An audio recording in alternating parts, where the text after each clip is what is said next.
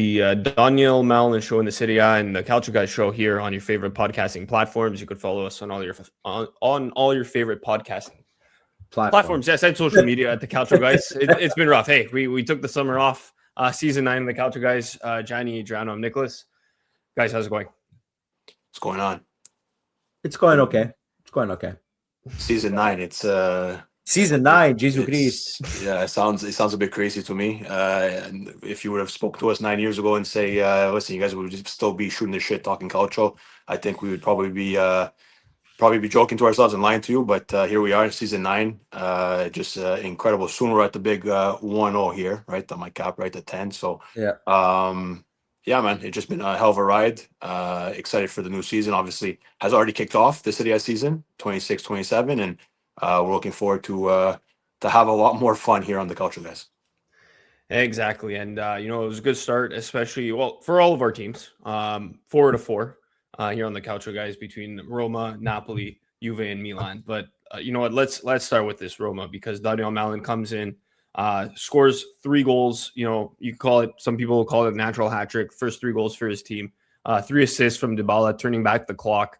This was a game. It was the Monday afternoon game. So I was watching it during work, and I see Malen score. And I know, guys, we didn't have a preview episode, an official preview episode, but for those who don't know, we shared in our group chat our predictions. And so I did put my Capocannoniere prediction as Malen. He had a hot 6 months after joining Roma last year.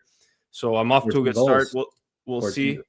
14, it was 14 goals. He almost won the Capocannoniere playing for 6 months last year. He was for half a season. Yeah, exactly. It's crazy. And so sometimes when that happens, it's hard to maintain it. You kind of saw like someone like Piontek, right? Is a good example, but clearly Malen has a goal scoring touch, but it helps when you're playing with a guy like Dybala. But Gianni, this Roma team, not only Malen, but for the past year, it's momentum, right? And back in the Champions League, and look, I don't know, I don't think they'll compete for the Scudetto per se. If they do, maybe at a certain point of the season they might tail off because of the amount of games they have to play. But this is not the same Roma team from 5 years ago. For me, this is probably the best Roma team since 10 years ago when they were contending for a Scudetto. I mean, I think it's just a little bit too early to tell, but they're definitely on the up and up. I think, honestly, Gasperini started something last year that's picking up momentum this year, and it's continuing. And it seems like he's keeping when he instills his project into what he wants for a team, it pays off. And so far, it has been for Roma. I think he found the target man that he needed in Malen, and Dybala just playing phenomenally well with him. You know what it reminded me of, which I understand why people fell in love with that duo, the Higuain Dybala combination. Obviously, it's against Fiorentina, and Fiorentina last year did not have a good season at all, and it seems like the woes are still sticking around. They announced their new ownership today. Camiso's wife, I think, is the new. I guess she's the one who took charge, I guess, because it's next in succession, I guess. But anyways, Fiorentina right now is going to be a bit of a team that's going to be needs a bit of help. So obviously it's a 4-1 scoreline. Let's not look at it too much, but still nice to win at the Olimpico. Malen getting a hat trick off the get go. He's already 3 of the 14 that he hit last year. It seems like he's fitting organically like a glove, and Dybala is finding him. So let's hope this continues. It's a good trend. But you know how it is with Serie A. It's always like there's always gonna be like that hot start to a season for a team, and all of a sudden something happens. But like I said, this is something that people can take seriously. This is a continuation of last season. Malen in his calendar year so far has probably been the top scorer of Serie A right now, especially with the hat trick this weekend for the calendar year. I'm not saying entire season, which would be sick. I don't remember the last. Who was the last Capocannoniere for Roma? Was it Battistuta? Might have been Totti, no? Was it Totti way back when? Hold on. Let me look this up. Yeah, look it up. Who was the last Capocannoniere for Roma? I don't think even Battigol. I don't think it was Battigol. I think it might be Totti. You guys, it's more recent. It's Ed and Dzeko. Oh, Totti, yes. right. Oh, 29 my goals. God. Okay, before that was? Totti in look, 06, Totti. 07 Totti, 16, Yeah. 17 Dzeko, 26, 27 Yo, Malen. I won't Sorry. complain. I won't A- A- complain. Adria, I did see you put Malen as your Capo Canoniere as well, yeah, so we'll give you that yeah, shout out. yeah. No, for sure. And like, I think with the whole Roma thing, and like obviously match day one, like we say this every year. It's 9 years we've been doing this, right? And we've been saying the same thing every match day. After every match day one, it seems like let's pump the brakes. Let's cool it down. Like all the hype on certain teams, but I think with the Roma result, the Roma project, the Roma situation right now, I don't think it's as much as maybe they've had some down years and we've spoken about it at length in the past. I don't think it's a flash in the pan either, right? Like this is something that has been building, especially under the Freakins. Silently they've been working. Granted, they haven't had all the successes that they might have liked, but listen, they had a point in their history in recent history, appointing a guy like Jose Mourinho, right, and winning a Conference League, and finally, I think getting a manager like Gasperini, who we've seen turn Atalanta around, and for all those years, and now he comes to Rome, and he's, I think, slowly building that. Right, this isn't going to be now. It's the start of year two, a fresh start, and you know what happens when a manager gets his players, I think is another thing, and I think the Freakins have quietly done that for him. They brought in quite a few additions on this squad. So, and I think there's obviously reports with the Mercato closing up soon here, that there's other reports of other future additions as well for Roma. I saw the center back Morato or whatever his name was. But just like, listen, the Malen signing from last season, they bring in a guy like Santiago Castro from Bologna, who in my opinion, had a pretty decent campaign over these last few years. Is a good addition piece. They bring the young Rodrigo Mora right to Rome, and it's another exciting profile for them. Listen, and it's just other pieces like that in this system, in the formation that they're playing, with the ideology of Gasperini. I think they can go far. Listen, I know we didn't have our preview show, and we'll probably maybe get into, maybe we could put it out there, even just to put out there later on, our predictions for the year. But you know, uh, as much as people are going to say, Roma, it's okay, it's 1 week. Well, let's go, let's move on, and let's see where they're at, come the end of the season. I think they can have a shot. I don't know. I don't think Scudetto. No, won't say that, but I think they have a shot to compete for this top four. I had put them second, just as a spoiler alert, going if we do put that out later, just because I think they have a shot at really taking this Serie A season by storm and by the horns. Because honestly, I don't think they'll do much in Champions, and that's fine. I think if they kind of coast through their Champions League campaign as best they can and whatever, kind of get there, I don't know where they're going to finish there, but even if they get out of the the first round there, and they move on to the next, and then they get eliminated, I think they can put their real focus on Serie A and really compete in Serie A, just for even another top four finish. And like you said, Nick, everything happens, I guess, for Roma in every 10 years, right? They say like every good things happen every, superstars come every 20, 25 years, right? The Michael Jordans of the world come every whatever, 20 odd 30 years. I guess for Roma it's every 10. They have some sort of good fortune. So we'll see. I think they have a good shot at being competitive this season, more competitive than they have in the last handful of years. I think just the vibe of getting back into Champions League for them was a big plus. It helps with a bit of more money that they were able to spend. And yeah, I don't want to like overhype Roma, but I think they're at a stage where, listen, they've gone through the pains and the trials and tribulations of trying to get into top four. They got there last season. Now is the next step into to staying in top four and being somewhat competitive in those four spots at the top. So we'll see what happens. But I think under Gasperini, if things obviously pan out well, and players stay healthy. I think that's another big thing for Roma, especially for Dybala. They'll be in good hands. Look, Roma started 19-year-old Emmanuel Luli. Go to Milan.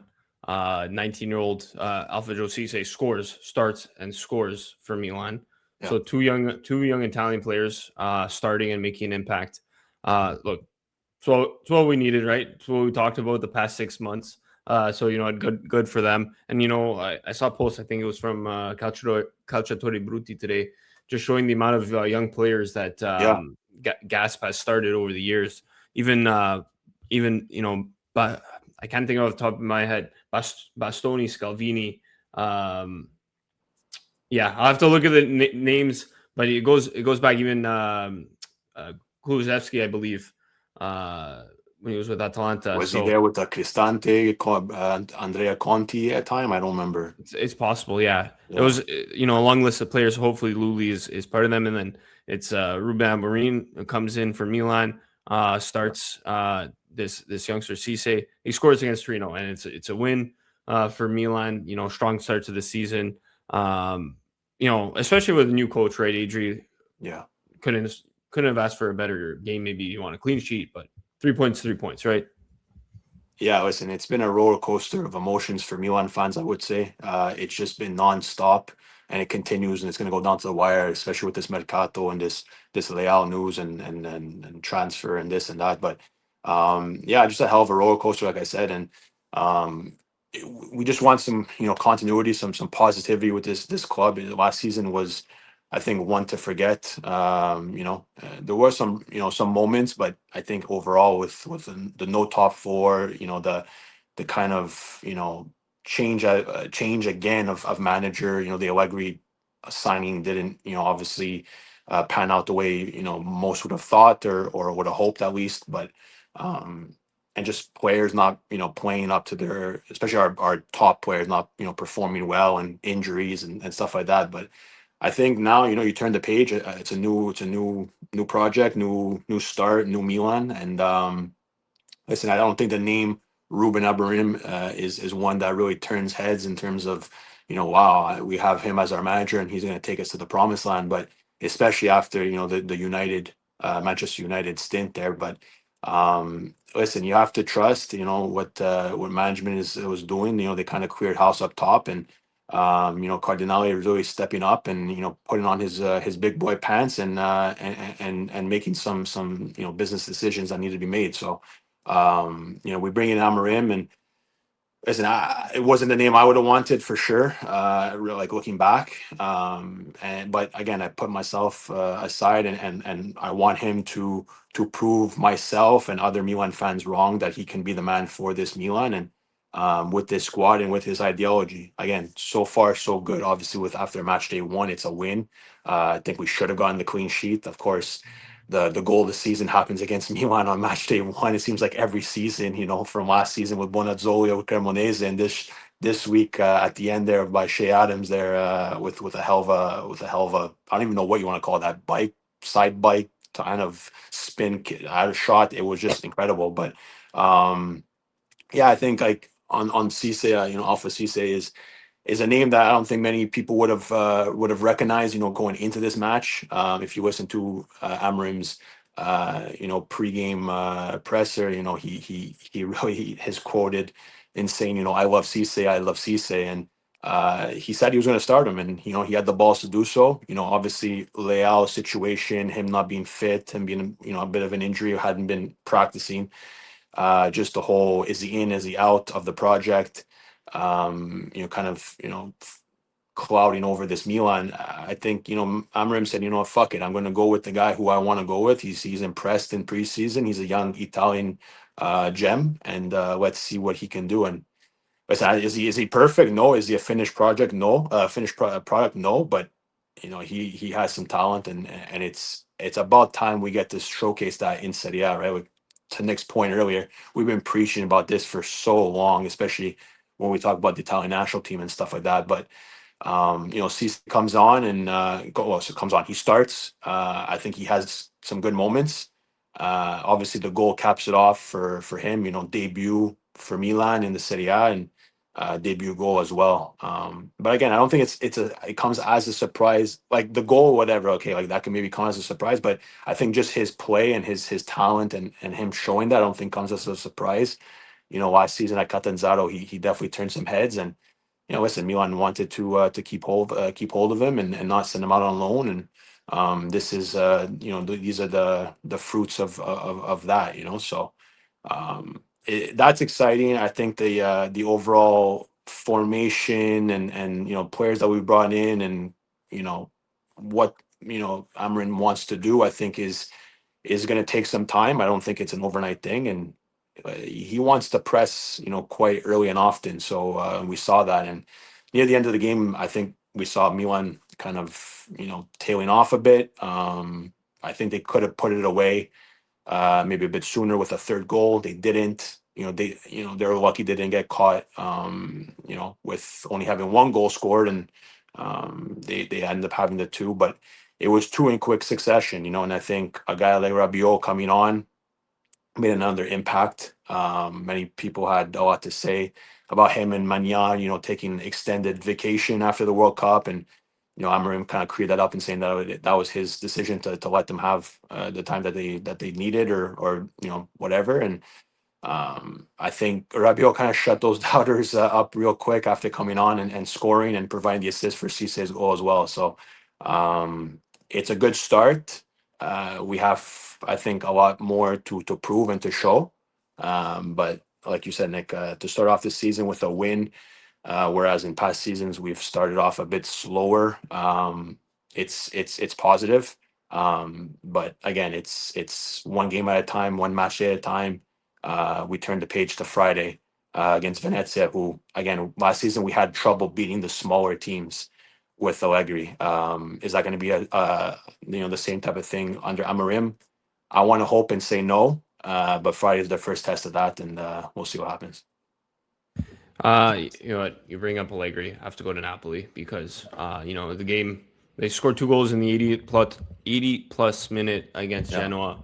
A game, I'm sure you guys saw on social media heading in. A lot of love between Napoli and Genoa. 2 port cities. Adrian, when we were there, we met people from Napoli. There's a lot of commonality between the 2 cities. But regardless, Napoli goes and gets the win in Allegri's first game with them, and it was a De Bruyne and Vergara. There you go. And you want to talk about Italians? Vergara right there gets a goal and assist. Another one. Yeah. There you go. 23, but still young. Yeah, but Napoli, look, that's a team that we know they're going to compete for the Scudetto. I think, Gianni, you had them to win. Both me and Adri put, I think, Inter and then Napoli. But honestly, like, even when I was thinking about it before the season, it's a toss-up because even the past 3 seasons or 4 seasons, Napoli, Inter, because after Milan won, it was Napoli, then Inter, then Napoli, and then Inter, right? Yeah. So if you go by that pattern, it's gonna be Napoli. But I think Inter got so strong. We'll talk about Inter later, but I think they got so strong this summer that I think that's where maybe there's Napoli's a bit behind. But look, with a coach like Allegri, anything could happen. But good start. But that was my point as to why I put them in first place. They kept De Bruyne. KDB, I figured once Conte left, I'm like, KDB's probably out the door. Which because he didn't get much of him last year because of his injury, right? So in my head, I'm like, we're gonna lose De Bruyne, which is not gonna be it's not gonna be like a good thing. But keeping him, the addition of Allegri. Oh, did my thing just mess up? Hello, test 1 2. You're good to go. You're good to go. Okay. All right, I guess it was just a brief second. My computer spiked or something. But yeah, keeping KDB, Allegri being there, it's more or less the same roster as last year, which obviously this being decimated by injuries could have been another repeat contender. The injuries didn't help. So just having them back again really put me into the mindset of they can actually probably win the Scudetto this year. Inter is obviously going to be pushing for all 3 competitions. Maybe there's going to be a point where they wane a bit, and then Napoli just kind of strikes in. But I feel like the roster, like especially the midfield that Napoli has, is kind of like very suited for a guy like Allegri. So let's just hope it continues. You know, let's just hope that Zambo and Gisa stays. Just stuff like that. It's like they stay healthy. Labaka stays great. De Bruyne stays great. McFratima still has another phenomenal season. He's had 2 in a row now. So you know what I mean? Like it's like if the trend continues, I really do have a strong faith in this team competing for the Scudetto easily. They're in top 4 for sure. I feel like all the pieces are there.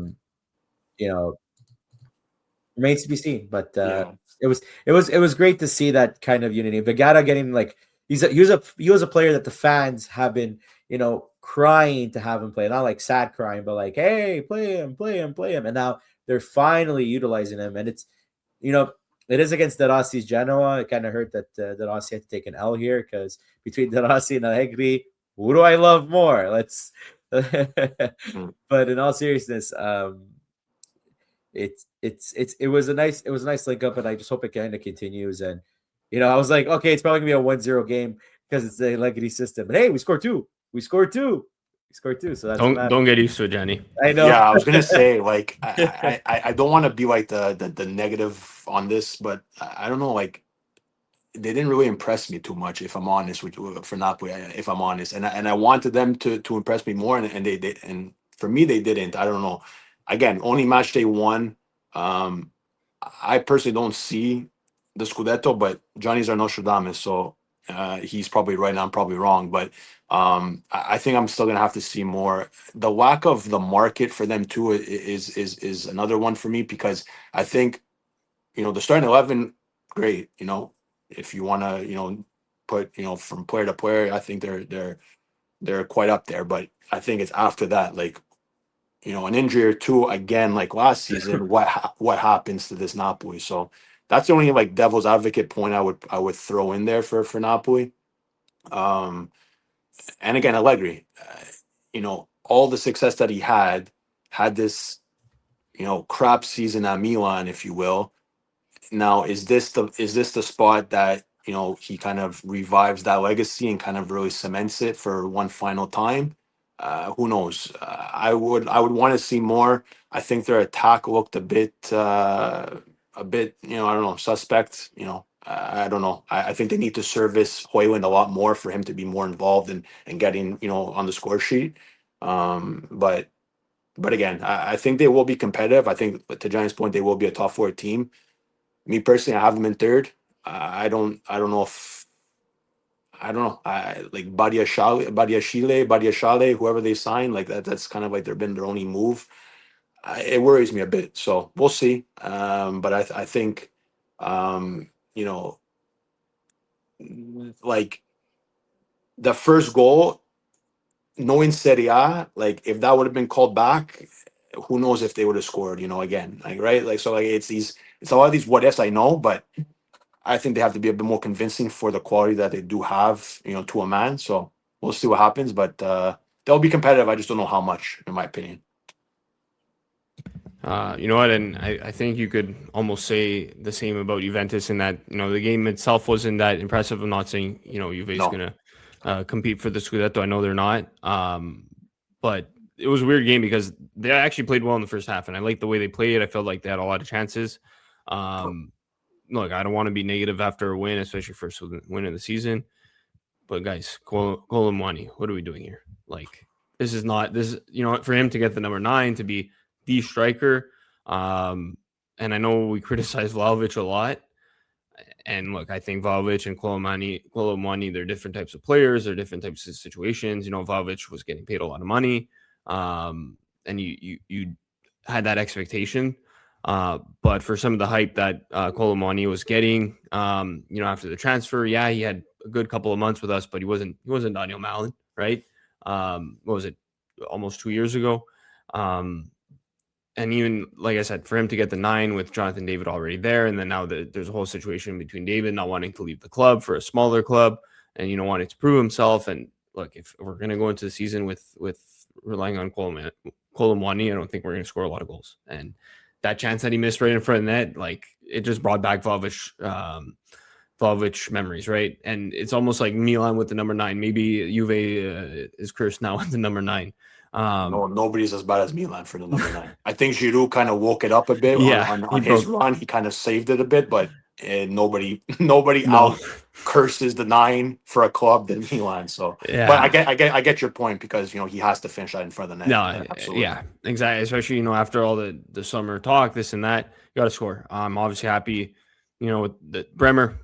Great game. And, I'm going to give a shout out also Douglas Luiz. I think he was great in the midfield. He was a player I was surprised started, because he's a player who comes in under Mata, struggles, goes out on loan last season, comes back. I thought, they just send him out on loan, kind of like what they did for so many years with Artur. And, he's involved in the preseason. He gets a number 12 shirt and he starts. And I was a bit surprised, but he looked good. And this is the type of player that, even when he came to Juve, that's what we were expecting. The way that they set up, they kind of let Locatelli play a bit deeper, and then both McKennie and Douglas Luiz played a bit more free. There was a lot of fluidity. Even Shelik, great game. I know Gianni, when he first came to Juve, I asked you, like, is this guy any good? You're like, not really. He's like, he had a really solid game, honestly. And I think that's what Juve kind of needs on the right side, just to, just someone who's solid. No superstar, no, super attacking, wing back, just someone who's going to get the job done. I think that's what Celik brings. But look, they play Parma this weekend, and I think it's already Milan the weekend after, I believe. So, hopefully for another 3 points coming against Parma, but I think the real test is going to be Milan, and unfortunately, it does feel like it's going to be more of the same for Juve. I do think they're going to battle for the top 4. Are they going to make Champions League? Obviously, we don't know. But I think top 4 is a realistic goal, and it's just what we've been seeing for the past 5-6 years. Eventually, I do want to see them make that jump, but that's not going to come right now. I think, just to echo on your points, Nick. I think, Kolo Muani, again, I think I've seen some love by the fans on social media. I think he had some good moments in the past with Juve, and but again, now you're back, and now you have more responsibility, and now you seem to be pegged as the guy up top. And again, you can defend all you want, but at the end of the day, you have to put balls in the back of the net for you to win, right? So again, match day 1, and this is going to be like we're drilling this into this episode every second we get, but it is only match day 1, and we get that, but you need to put those away in front of the net. And I think you, like, this is a 1-0 scoreline, and they didn't have Allegri on the bench, right? Like it seemed like a bit of a weird one for me. I think they could have even been up 2-3-0, right? Like they had chances, right? And I think just another shout out, if you will, because I did have the game on, because it was before the Milan game. I think Chico. No. You're the you're the closet Milan fan because you have the scarf of when we went, all those years ago. But no, joking aside, I think Chico Conceição, I think had a good one, had a good game, looked the part. Obviously, he's very dynamic, and as a player, he kind of goes under the radar, not just because he's short, but he just kind of goes under the radar of quality players I find in the league. Not saying he's the next coming of Christ, but he had a good performance. I'll put it there, and I think now with this injury for Yildiz already 3 months out that they're reporting and that they've said, that's going to hurt. I think that's going to hurt a lot, especially in the beginning of the season. Like, you have to start off on the right foot. You cannot already be behind the 8 ball, in the first set of months of the season. So I think that's going to hurt. Who's going to step up? Nick, I don't know. Like, honestly, I don't know who's going to step up in that role. You can probably correct me and hopefully Conceição. And yeah, but it needed to be Conceição with Yildiz and a 9. Now I don't know. Now I feel like things are going to kind of get a bit sideways. But again, we'll see what Spalletti has up his sleeves. I think Conceição is going to maybe have to take on maybe a bigger role. I don't know who comes off the bench for a guy like Yildiz.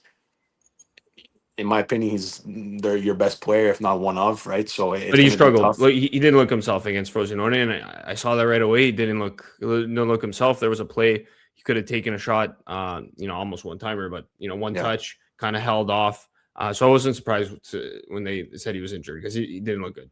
But an injury and being out maybe 1 week, maybe two is one thing, but the 3 months kind of for me as an outsider, if I'm just taking off like just our fandom caps and we're just kind of looking at the league and just being fans of the league, that's a tough pill to swallow match day after match day one. So granted, he didn't have a good really well his nation didn't have a good World Cup and at with Turkey, right? They had a atrocious World Cup and he didn't really perform to a level that maybe some would have thought comes to open the season already getting hurt. I think that hurts Juve. So but again, like behind Colomwani and now with Jonathan, like, are we going to see David? I don't know. Like that's another. Maybe he goes to Villarreal, like everybody else for Team Canada goes to, right? So we'll see there, but um, I don't know. It's going to be tough. I think it's going to be an interesting season, and if Spalletti's already complaining, even after a win, we'll see what happens. But it should be remains to be seen. I think to your point, Nick. Yeah, exactly. But I think the dominant win of the season of the match week one, besides the Roma game, let's go Inter. This is a team that comes in against Monza. Okay, yes, Monza, newly promoted team, but Hakan, Zelinski, Pio Esposito, and Bisek, 4 goals within 63 minutes. Just continuing domination, showing why they're the defending Coppa Italia champs and Scudetto champions, right? And they had an interesting summer because they brought in all these English guys. John Stones, Jed Spence. Curtis Jones. Is it Curtis Jones? Sounds like a hockey player name, but is that his right. name? I think that's his name. I think so. I'm pretty sure he played on the World Junior team in 2014. No. For Liverpool. Yeah. But I don't know. Their English scout has high power apparently. But look, this is a team forced to be reckoned with. I think Inter. It's just that continuity too. I think Napoli might have some growing pains with Allegri. Even if you want to throw in Milan, new coach, Juve still going through growing pains. I think if you're going to look at continuity, the only real challenger right now is Roma. But for Inter, it's as if they didn't miss a beat, right? To score 4 goals. Again, it's Monza. I think Monza is going to end up back in Serie B at the end of the season. But even looking forward to next week, Inter plays Cagliari. Cagliari team, they won their first game, but I think they could go 2 out of 2 before they play Napoli in match week 3. So already we have a Scudetto game right in week 3. So it's gonna be interesting that week. But I think the fact that Inter got stronger, I think that's why for me they're Scudetto favorites. Well, it's theirs to lose, Johnny. I think you probably agree with this. I think it's theirs to lose if we're honest with ourselves. Yep. As much as it probably pains us as rival fans to say, but again, we take that bias. Those biases aside. They're the strongest team. They've been the strongest team. The slip ups in the past years from the Milan Scudetto and then the throwing the Napoli Scudettos in there. Those little slip ups. Can happen, but other than that, they've been up there, right? And if they haven't won, they've been really close. So, it's an interesting one for me. I think they've added pieces. I think they've lost obviously some pieces as well. I think the losing Dumfries but replacing him with Spence, I think was one that was another brilliant move, and unfortunately, for Marotta and company. Younger player, I believe, at least, had a pretty good World Cup. Had some good moments, and just a quality piece. I think on that right flank is something that's gonna be able to thrive under Kivu once again. So, and the midfield I think is strong. I don't know if it rivals. Yeah, I think it probably rivals the other top ones in the league for sure. Again.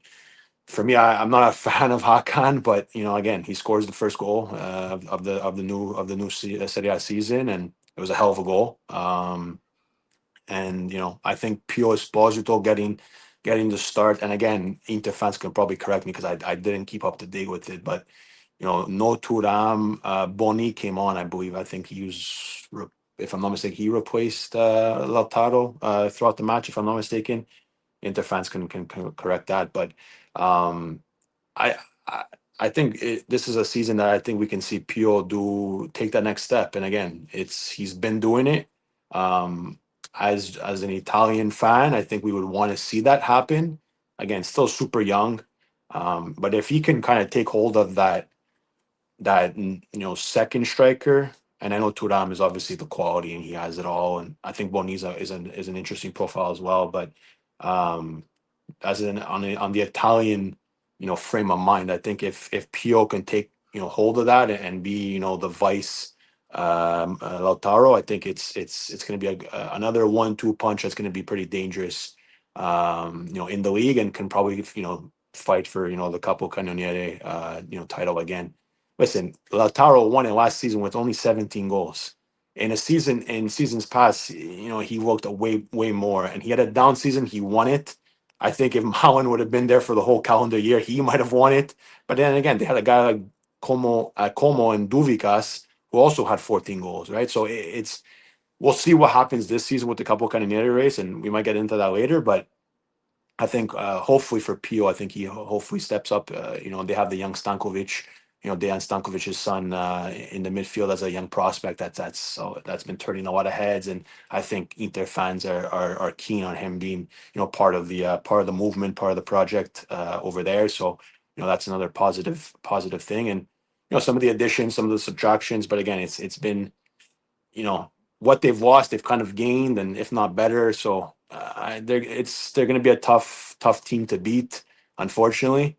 And at the end of it, in my opinion, Johnny, and again, I think you can agree, it's theirs to lose. And if they lose, it's because they're going to shoot themselves in the foot. Maybe they take one of the other competitions more seriously. They kind of ease off the gas in Serie A.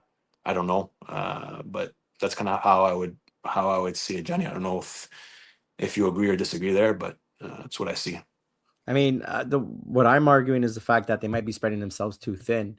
They do have a roster. They do have the best roster. I mean, like they did it last year. But like I said, I argued for Napoli this year because Napoli last year just had those injuries. Now, obviously, Napoli's roster is not as deep as Inter. So if the injuries do happen again, we're getting another Inter Scudetto. However, you know how I used to always say, like, okay, like for them, like Juve would win the Scudetti for like 9 years in a row. Yeah, they won the Scudetti 9 years in a row. And they're like, for them, it's not the Scudetto anymore. It's about winning the Champions League. Yeah, I feel like Inter is trying to shift that mentality.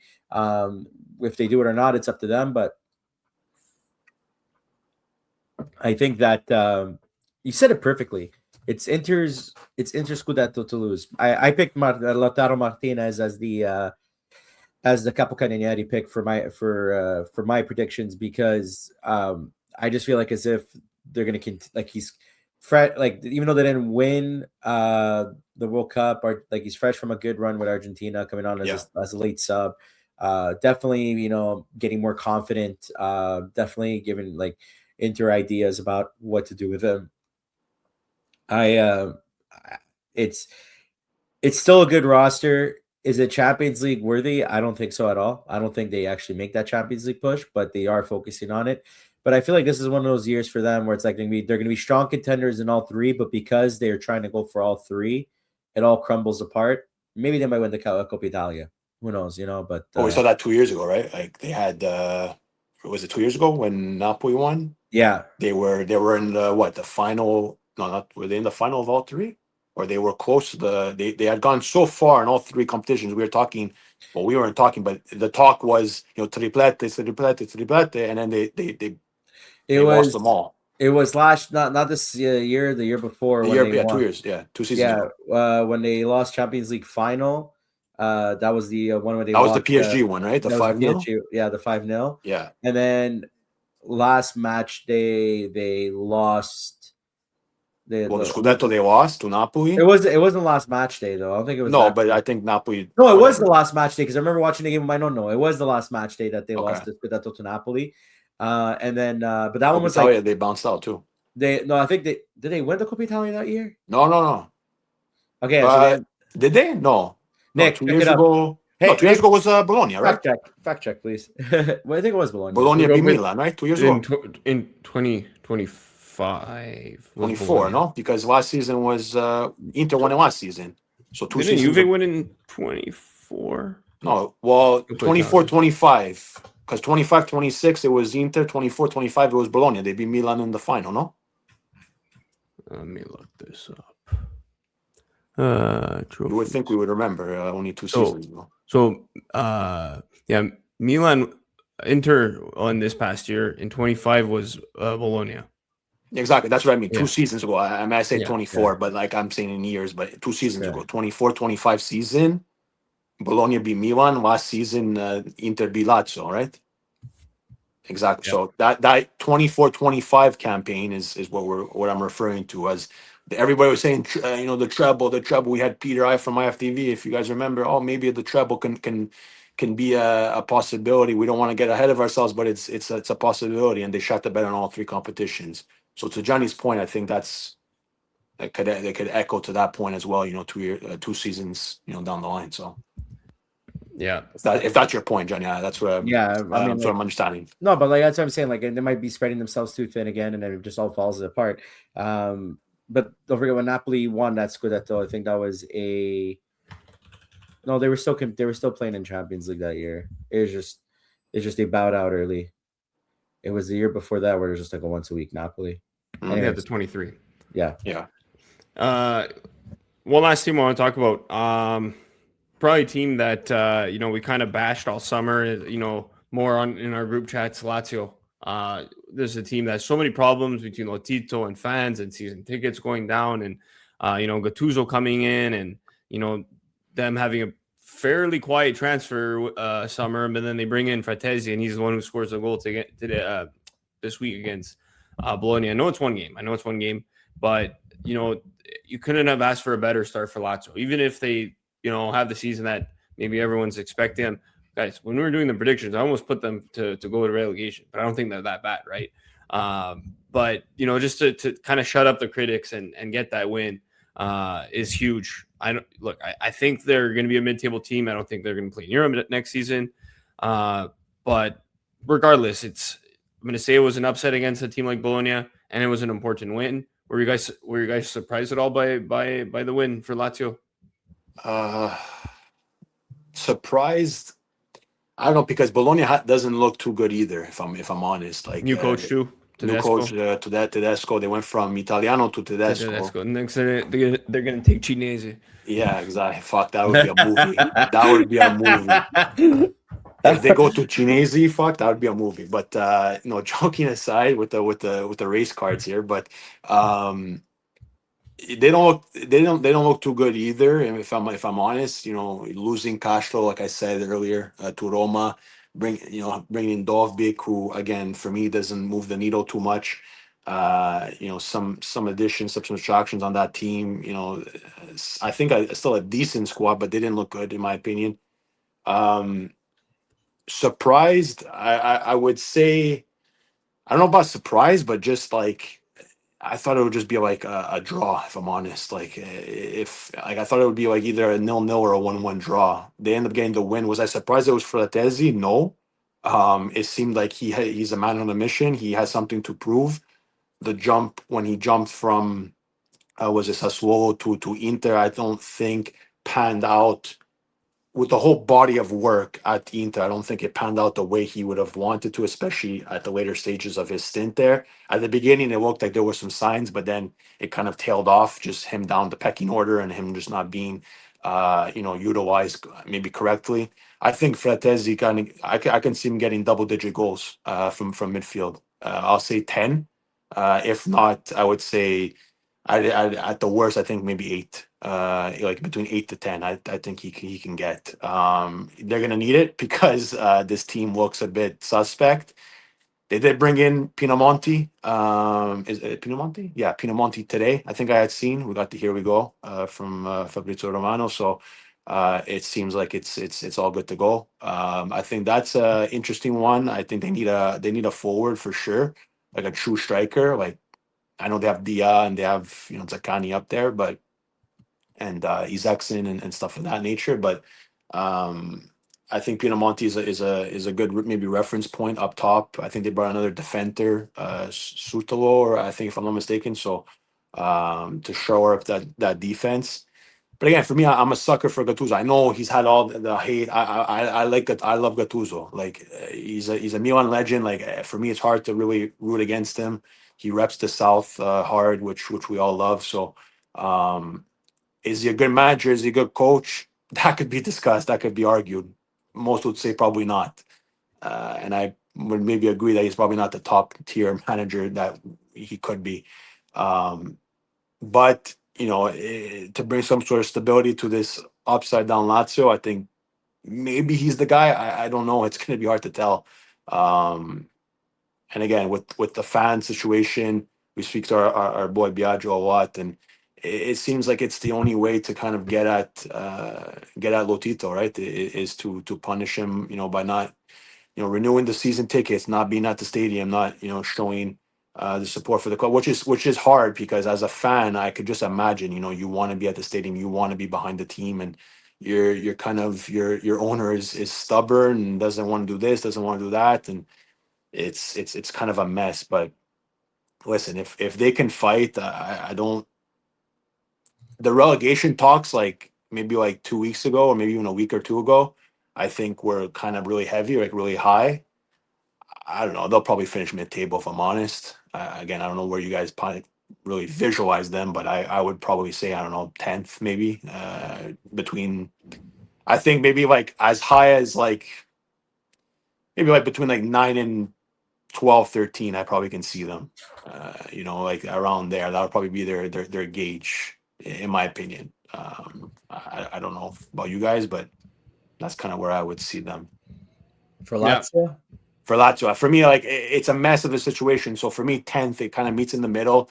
We'll call it even, and they finish 10th. That's kind of because everybody's saying, "Oh, relegation," and this team is like, if they go down to relegation, they're gonna pull like a potential Fiorentina for last season. It's possible. We saw it, but I don't know, man. Like, I think now with the first win for Atezi, the vibes are high, and I don't know. I would say maybe about 10th, maybe. Yeah, I would say 8 to 9.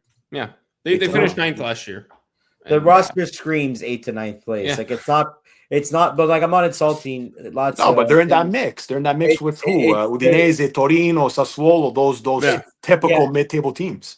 They're not a terrible team, but like they're not a team that's gonna squeeze into the top 7. No, I don't think so. They can fight for it, but I don't see how. Like let's look at our top 7 predictions, right? Like I don't think perfect segue. Yeah, like I'm just saying they don't beat Napoli, they don't beat Inter, they don't beat Juve, they don't beat Roma, they don't beat Milan. That's 5 already. And then the 2 suspects that they can probably compete against at best is Como and Atalanta, but I would still say Como and Atalanta have a better structure than what Lazio currently has. But that's why I say 10th. I say 10th. Yeah, and 8, 9 for me. Even if you look at last year's standings, and they finished 9th. You had Bologna right above, you had Udinese right below, Sassuolo right below. It's like, are Udinese and Sassuolo really good enough to pass them? I do think Bologna is maybe just a step ahead of Lazio, but not significantly different. They're not the Bologna that made Champions League. Yeah. Even if you look at the team like Torino, it finished 9 points behind Lazio last season. I don't think they're there. Look, I think all this relegation talk against Lazio is just because where they are. Look, this was a team that 6-7 years ago was in Champions League, right? They competed for the Scudetto. If there's no COVID, they might win the Scudetto straight up. Yeah. Coppa Italia finals, Coppa Italia winners in the past. Yeah. Right? Just last year. I mean, they got embarrassed, but like still, they made it. You're right. They're still a good team. It just there's not a European level team. That's it. That's all it is. Nothing more to it. And mid-table, they're gonna get a good amount of wins. They're gonna beat some bigger teams. But that's it. It's nothing spectacular. Right? If teams are looking at them and say it's a walk in the park, I think that's where you're going to go wrong as an opposition team. But again, for me, they don't move the needle. That's clear. And again, it pains us to say it because some of our Laziali friends, but we have to be realists, guys. They're going to have to prove every Serie A fan besides their own wrong for them to really be at a point where they would be like, wow, we predicted them, 8, 9, 10, 11 spot, and they finish, in a European position in the top 7. That would be, shocking the world. Again, to Johnny's point in our top predictions there. Again, I totally agree. I don't see them surpassing any of the teams that we mentioned. And again, maybe we can probably get into it now if that's what we're kind of just to put it out there. Yeah, we could do it quickly before wrapping up. Here, let me just pull it up. Look, I'll just say mine. We'll each say our own. Yeah. Where did I have it? So yeah, Inter, Napoli, Roma, Juve. I guess look, maybe a bit of bias throwing in Juve, but 3 other teams are the 3 teams that finished top 4 last year. I'm only swapping Juve with Como, and then Milan, Como, and Atalanta. But I do feel like a lot of this is interchangeable. Like Juve could finish 7th, Atalanta could finish 4th. Even Roma, we praise them, but maybe the added pressure of Champions League, maybe they're going to finish 5th or 6th. So for me, Inter, Napoli, I wouldn't say it's a lock as the top 2. Anything could happen, right? But for me, they're above everyone else. Whereas between Roma, Juve, Milan, Como, and Atalanta, it's a bit more open. Maybe Roma is just a kind of in between. Inter, Napoli, and the other 4 teams. But even Como, we've seen this before. Kind of saw it with Bologna. I know Como's a bit different story because they have the money, they have the players like have Nico Paz. Mm-hmm. But we'll see if they could continue the momentum. I know they just squeaked into the top 4 last year, so we'll see if they could, play in the Champions League, play that twice a week, and continue their success in the Serie A. If not, Juve and Milan are right there to kind of pounce. Look, even Atalanta. I know Sadi's a coach that's kind of bounced all over the place recently, but if he goes in and has his players that play his style, I think what he's got there in Atalanta, I think they could succeed with him. So they might be a bit underrated. I know I have them 7th, but I wouldn't be surprised if at the end of the season they make Champions League. Relegation, Venezia, Lecce, Monza. So we usually see 1 or 2 teams that just came up, go back down. This, I'm saying both Venezia and Monza are the ones that are going to go back down. Frosinone is going to stay up, and Lecce is just a team that, they stayed up last season, but I don't know if they have enough to stay up again. Capocannoniere, I did say Malen, and guys, we do have fun with first coach fired. I did put Gattuso, so we had a good start. I did put Gattuso. I think it still stands because of everything that's happening in Lazio. Fair. But look, last year it was Motta, right? First coach fired, and so anything could happen at any time with these coaches. Johnny, I'll let you go for first. I had no idea this year. I'm like, what? I don't know, fucking Aquilani. Johnny went fucking left this season. I'm just like, I really don't know because it's kind of hard because all the teams that have their coaches are basically ones that could kind of like meet their expectations. And there's like a team where it's like I don't know which team I can pick. That'd be like I don't think Genoa is gonna let go of De Rossi. I don't think Gattuso leaves early at Lazio. I actually think I think because of financial reasons, Gattuso stays right until the end because they can't afford to fire him, pay him off for this year, and then pay for another coach. That's the only reason why. I was like, fuck it, throw a fucking dart. Let's hope it sticks. I say Aquilani. Like, I wish I could tell the listeners like a very logical and sound reason as to why I went Aquilani, but I don't have any. He's quote unquote young, so it's like he's as a young manager, they always are the ones that are like easier to let go because they're not going to really fight back or punch back. So Alberto Aquilani. And so your top 7 is I wrote it in the chat. Let me just pull that up. Napoli, right? Napoli, Inter, Juve, Roma, Milano, Como, Atalanta.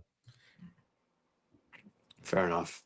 And my relegation. Are we talking about the relegation teams? Or Yeah, relegation. You put, I forget who was it, Parma, Frosinone, Monza, and Capocanere. You put Lautaro. Lautaro, Yeah. right? Yeah. Yeah, so for me, I had, and again, people are gonna listen to this and they'll be like, "Oh, these guys, they waited after match day one." Fuck that. We're still putting it out there. For me, I put again Inter first. Again, like I said earlier, it's theirs to lose. Strongest team, best team in Serie A. Until they hopefully fall. But no, joking aside, I think it's theirs to lose, and they finish first. Again, I had said it earlier on in the episode. I put it down in the chat, in our chat. I put Roma second. Again, I think they'll be the surprise team. Uh, you know, hopefully this season.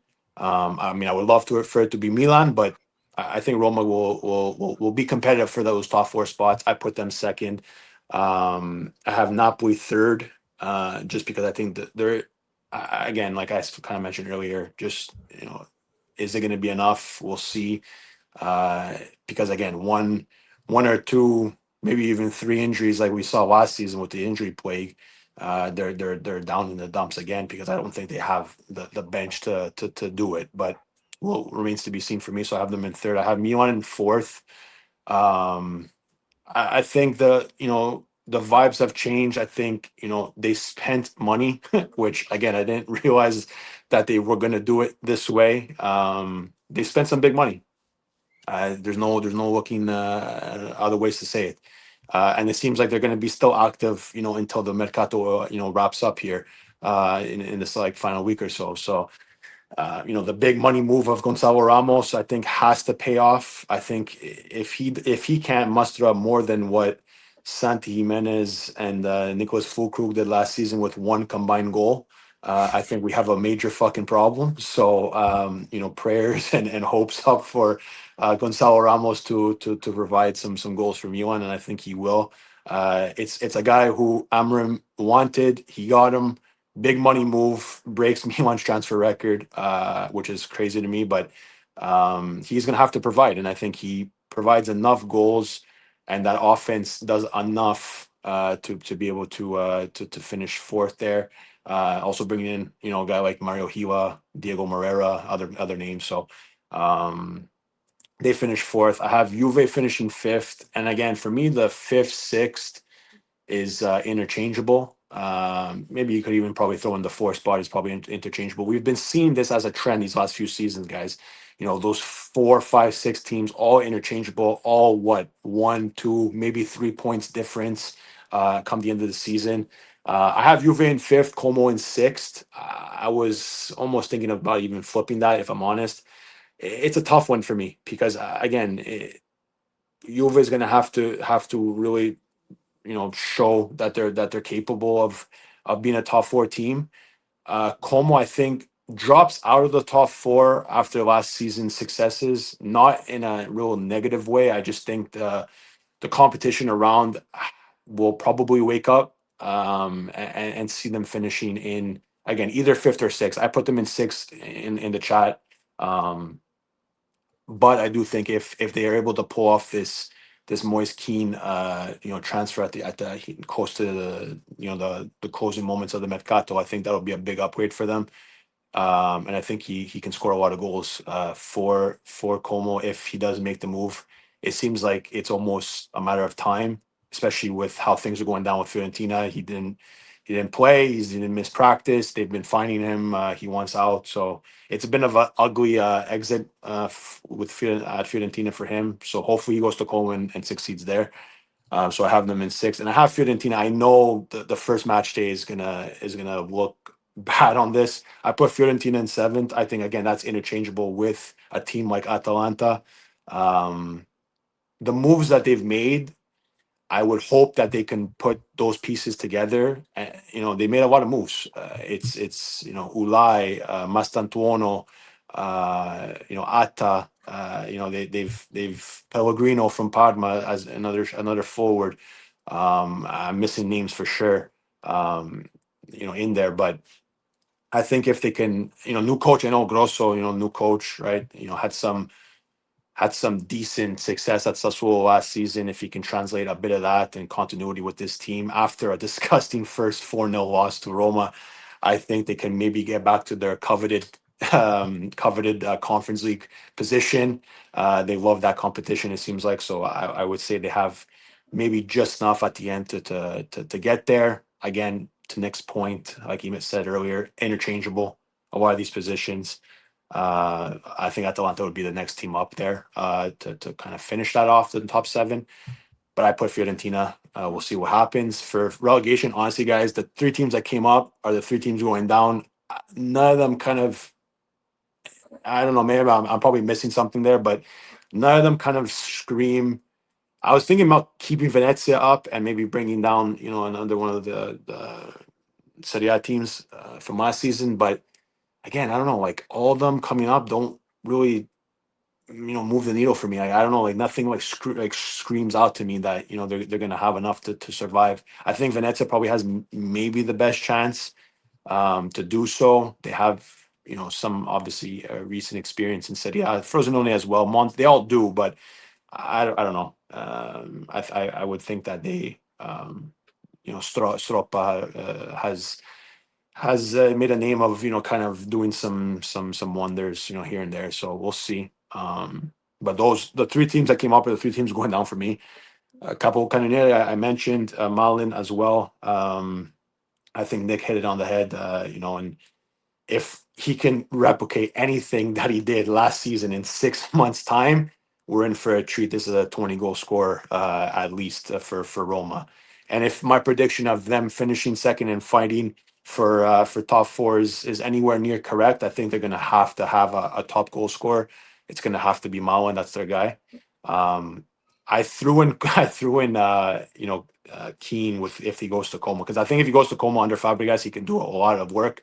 And I would like to see Pio Esposito up there on the charts as well. That would be another name that I would like to see up there, just as an Italian national team fan. And then first manager sacked. I think I said it last season. I'm sticking with it again. Again, this guy, I don't know, man. Like he has a job. How? I don't know. The guy sucks. For me, Ivan Juric. Like it's like I think what was it when he was at Torino? What was it where he had like those moments and it was positivity. Oh my god! Ever since then, I don't know. Like it's like pulling teeth with this guy. Like he just sucks. Like he has like he's so like Antigua. Like there's like no positivity with this guy. I don't know. He brings up Monza. He comes to newly promoted Monza. Again, mistake in my opinion. I think they go right back down. He's the first manager fired. Ivan Juric for me. Again, it's how he has a job in Serie A these days is beyond me. So I'll say that, but we'll see. Hopefully, I would like to see Monza do well, but if they have Juric at the helm, for me, it's straight back down to Serie B. Yeah, I feel like you could put Juric as that coach prediction every year, but yeah, guys, that'll do it for us for after match day 1. Plenty of match days left in the Serie A. Continue listening to us on all your favorite podcasting platforms. And Adrian, you know the drill. Where can people follow us on social media as well? Yeah, man. Like Nick said to open the show, season 9. It's incredible to say that.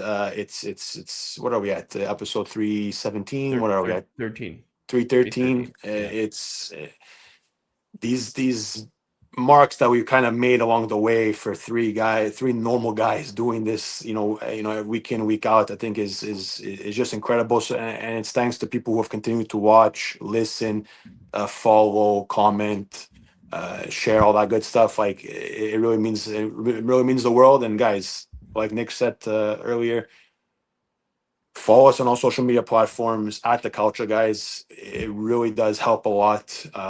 It's not even just about the numbers. It's just about continuing to grow. What we've kind of started here, and continue to go on a good path. So, guys, on all social media platforms at the Calcio, guys, you can follow us for the audio version of the podcast. Like we say every week, every season, every year that we do this, on all your favorite podcasting platforms, you can find the Calcio, guys. Remember to rate with 5 stars. Leave a comment there. And for all video content of the pod, subscribe on YouTube. Any shorts, any longer clips, subscribe on YouTube, post notifications, turn them on, leave a comment there, and share as well. And yeah, in for a treat for this Serie A season, and we'll be back next week to talk a lot more Calcio. Thanks for listening. Ciao. Bye.